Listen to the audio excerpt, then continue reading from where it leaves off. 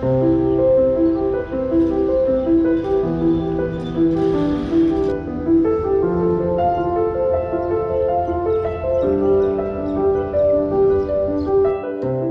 پاکستان په پلازمینه اسلام آباد کې د یو ښارګوټي پارک چې میاشتې وړاندې پکې د افغان کډوالو د ناستې ځای نه کېده، خو د پاکستان د حکومت له لوري د افغان کډوالو د ویزو تمدید تر بندېدو وروسته پکې شور کم شوی او د دې ښارګوټي له اصلي اوسیدونکو یا پاکستاني وګړو پرته پکې څوک نه تر سترګو کېږي.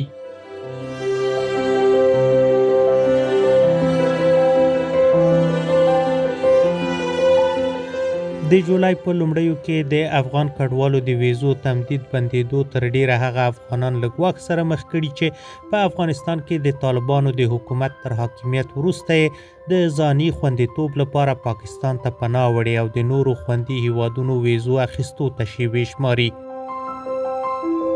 خبریالان او د بشري حقوقو فعالان د دې ډلې یوه ستره برخه جوړوي. قبل از اینکه رژیم طالبان در افغانستان بیایه ما استاد بودم در اکادمی تربیت معلم تعلیمات تکنیکی و مسلکی. البته اسپیشالیست ما در نتورکینگ است. ما کامپیوتر ساینس خواندیم، لیسانس در کامپیوتر ساینس هستم و سمستر 4 ماستریم بود که طالبان افغانستان گرفت. مهناز چې موږ یې د امنیتي دلایلو له کبله اصلي نوم نه اخلو، افغانستان کې د طالبانو له حاکمیت او پر ښځو د محدودیتونو تر اعلان وروسته له خپلو ملګرو سره یو ځای د افغان ښځو د حقونو غوښتنې غږ پورته کړ. طالبانو ونیوله او تر خوشي کېدو وروسته له خپلو ماشومانو سره پاکستان ته کډواله شوه.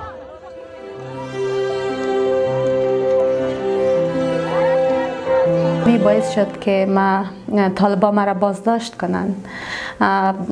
حتی من لطکوب شدم، ما یک روزه بازداشت شدم و ما مجبور شدم که افغانستان ترک بگویم و به پاکستان بیایم.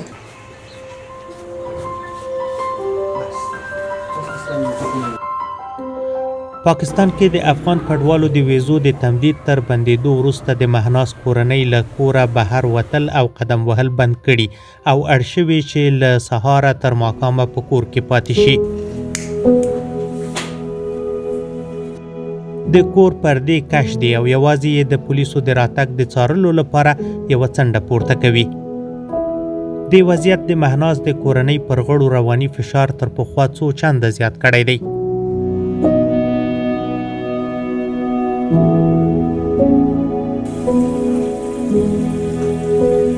قبلا شوهرم زمانی که به پاکستان آمد، اونا یک انجینیر ارشد ساختمانی در وزارت شهرسازی در افغانستان بودن. وقتی که به پاکستان آمدن تمام چیز خود از دست دادن. اینمی باعث شد که به شکر دیابت، به مرض دیابت مبتلا شود. حتی ما وقتی که ویزا نداشت من نمیتونستم میره به دکتر ببرم. این باعث شد که شکرش به درجه 2 تبدیل شود. شکر چیزی است که باید در بیرو قدم بزنی، سپورت کنی تا او را در کنترلت بگیری. و قدر دوا تاثیر نمیکنه که قدم زدن دواش در مرض دیابت بسیار مفید می باشد. و این باعث شده که شوهرم در خانه است، استرسش بالا میره. شکر چیزی است که امی بی‌حوصله میسازد. اما شوهرم آنقدر بی‌حوصله شده که حتی امرش یک کلمه حرف زدن نمیشه. اینمی خودش چی است؟ یک محدودیت است که به خاطر نداشتن ویزا بالای ما آمده.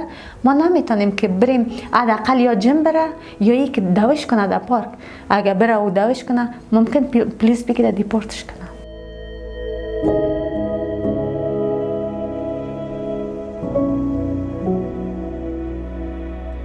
مهناز او خاوند یې د پولیسو د احتمالي ورتګ پلان هم له وړاندې سنجولی.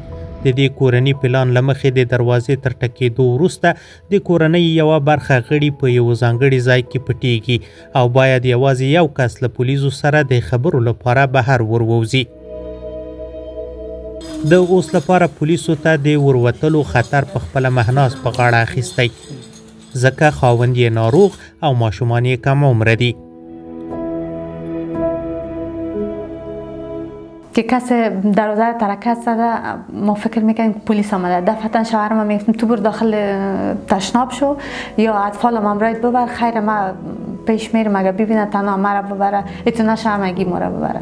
ای که ما بقدر پول گزاف نداریم که از همگی ما بر از اونا پیسه بدیم تا ما را دوباره اعلا کنه، یا اگر دیپورت کرد فقط ما را دیپورت میکنه اون پول یک رقم پیدا کنه که ما بتونم دوباره داخل پاکستان شم. اما خودت نرو پیش دروازه، چون مریض هم هستی، شکر هم داری، نمیتونی تحمل کردن.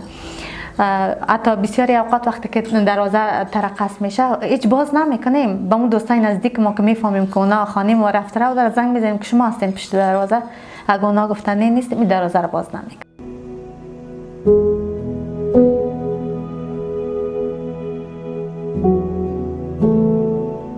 خو دا پلان یوازې د پولیسو د ناخبره راتګ لپاره دی.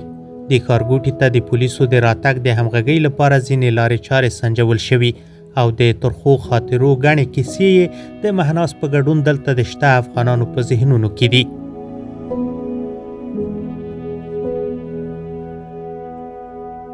اما بار دیگه که آمد تمام ما دخترها در گروه پیام ماندن، همگی ما پایلوچ او طرف زمین هاست، همگی زن مرد اطفال همگی اونا مو طرف دویدن در سر زمین ها. 2 ساعت 3 ساعت ما اوجا انتظار کشیدیم تا که پلیس از این محوطه رفت ما دوباره به خانه خودم رفتیم.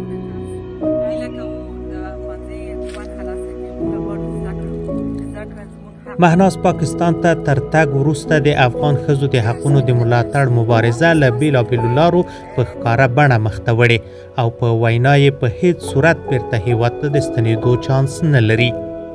له پاکستانه د ایستل کېدو مخنیوي لپاره یې څو نور انتخابونه هم ساتلي او څو ځله یې عملي کړي هم دي.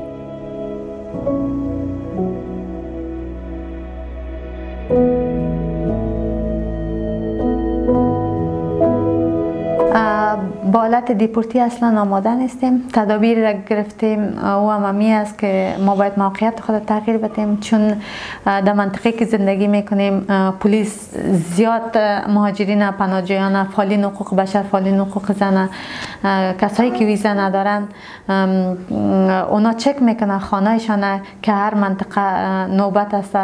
زمانی که ما بفهمیم که این طرف میایه اینجا را ترک میکنیم و در جای میریم که اون پنهان باشه.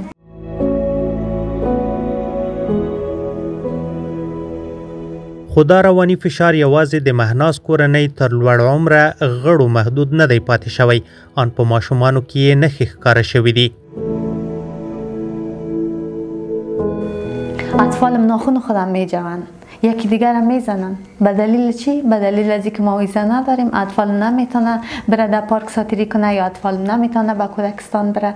تمام اینم باعث میشه که در خانواده بین زن و شوهر بی اتفاقی پیدا شود، جنگ پیدا شود، دعوا صورت بگیره.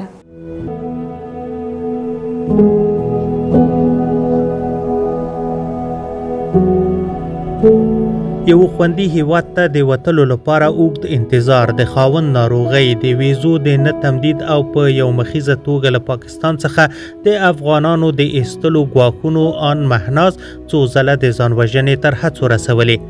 هغه حالت چې له کبله یې تر دې وړاندې هم په پاکستان کې د ځان وژنې ګڼې پیښې ثبت شوي.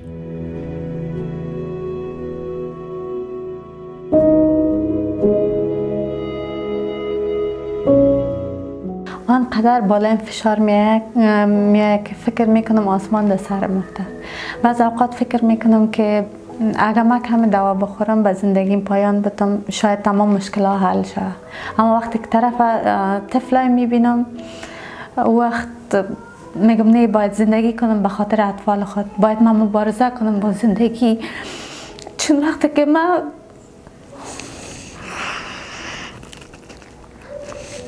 زندگی که ما در افغانستان داشتم با اینجا زمین آسمان فرق میکنه.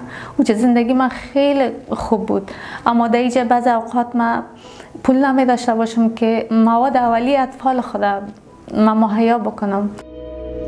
منطقه اشتیر است، کوچه غنی که پلیس آمده خانه را بررسی میکنه با وجود که ما از زندانهای طالب د اینجا آورده شدیم. دا په افغانستان کې د طالبانو تر حاکمیت او په پاکستان کې د افغان وګړو لپاره د ویزو د تمدید تر بندیدو وروسته د یوې افغان فعال کیسه نه ده، بلکې په ورځني ډول له دې ښارګوټي د بشري حقونو د فعالانو ګڼې کورنۍ لاستړلي د پاکستاني پولیسو په موټرو کې هغو لنډمهاله کمپونو ته لیږدول کیږي چې یا به د بلا پیسو په معامله کې خلاصیږي او یا به افغانستان ته تر اړول کېدو وروسته د هغو کسانو لاس ته لویږي چې ترې راتښتېدلي دي.